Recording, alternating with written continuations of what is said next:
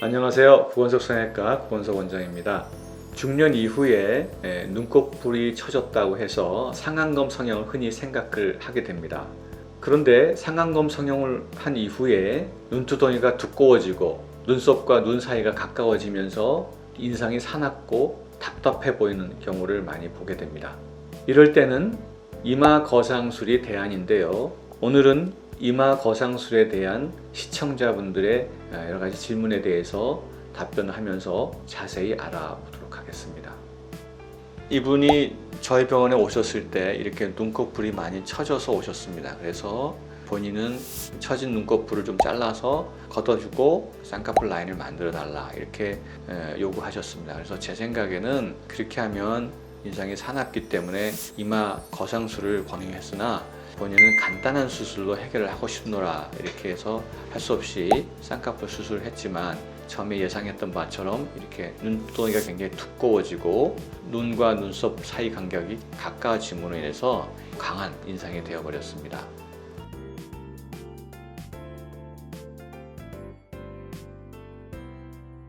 네, 수술 내용은 다 같은 얘기입니다. 다만 눈썹 이마 거상술과 이마 거상술은 실질적으로 동일한 용어이고요. 내시경 이마 거상술은 역시 이마 거상술을 할 때 내시경을 이용하느냐 안 하느냐에 따라서 구별하기 위해서 그렇게 지칭을 하고 있습니다.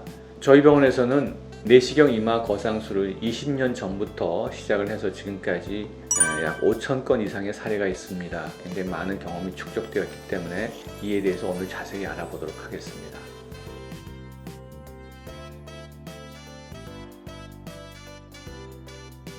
내시경 이마 거상술의 원리를 한번 살펴보도록 하겠습니다.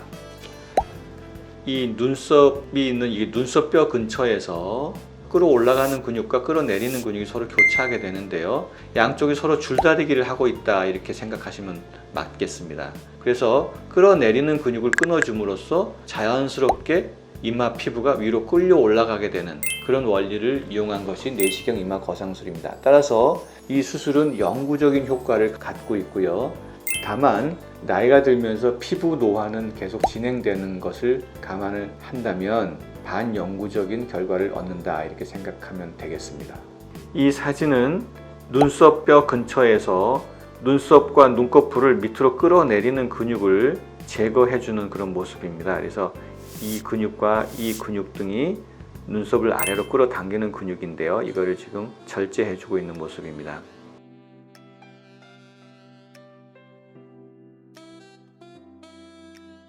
네, 물론 내시경 이마 거상술을 필러를 맞은 경우에 할 수 있습니다. 그러나 수술하기 전에 되도록이면 필러를 녹인 상태에서 수술하는 것이 안전하고 염증 리스크를 줄일 수가 있는 것입니다. 따라서 수술하기 일주일 전에 필러를 녹이고 수술하는 것이 가장 안전하고 좋은 방법이라 할 수 있겠습니다.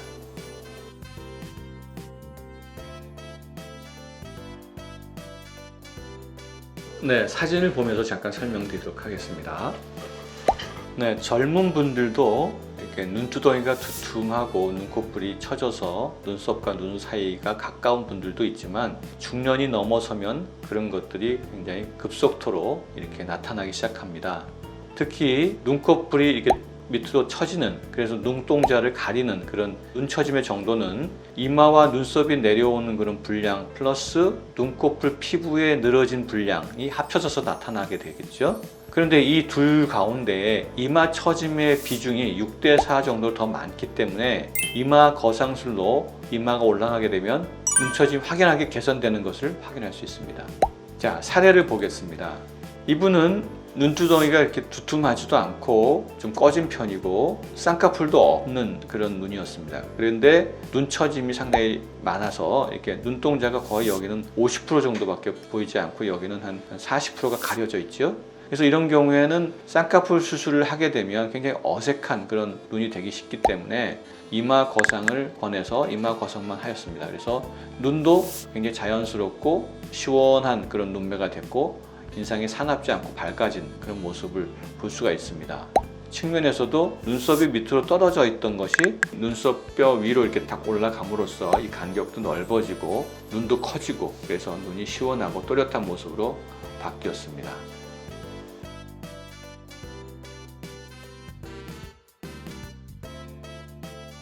네, 과거에는 이쪽 귀에서부터 반대편 귀에까지 이렇게 길게 두피 내에서 절개를 해야 됐기 때문에 굉장히 부담스러운 수술인 것이었던 것이 사실입니다. 그래서 수술 자국도 길게 남고요.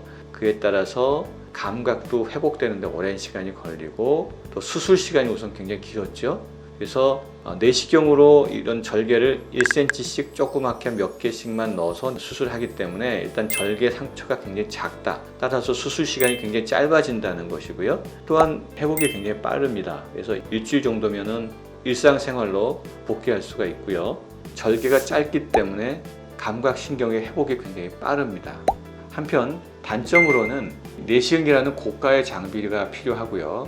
정교한 수술을 또 내시경을 이용해서 하기 위해서는 숙달된 경험이 많이 필요하기 때문에 의사의 어떤 숙련 기간이 상당히 길다는 것이 단점이 되겠습니다.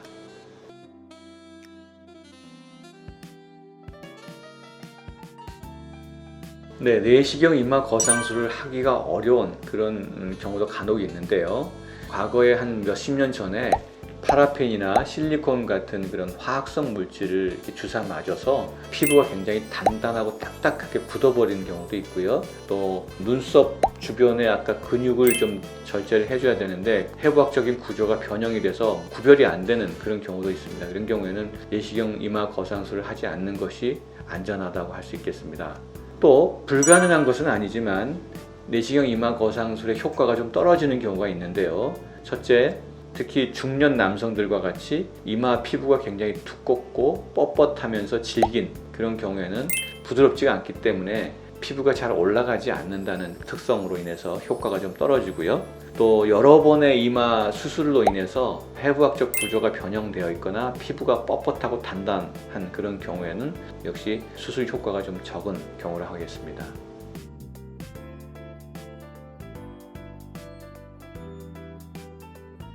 네, 사진에 보시다시피 이건 작은 절개를 몇 군데 놓고 내시경을 통해서 이마 피부를 전체적으로 박리를 한 다음에 이쪽 근육 끊어주고 이쪽 골막을 분리시켜서 이 피부를 위로 당겨 올리는데요. 어딘가에 고정시키는 고정 포인트가 있어야 됩니다.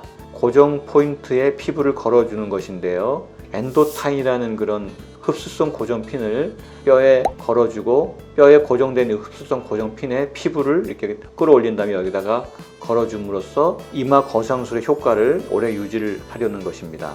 그런데 피부를 위로 끌어올려서 고정만 해주면 되기 때문에 엔도타인으로도 할 수 있고요. 뼈에 구멍을 내서 실로 거기다 걸어주는 방법을 사용하기도 합니다. 어느 쪽이든 의사가 숙달된 그런 방법으로 수술하면 되겠습니다.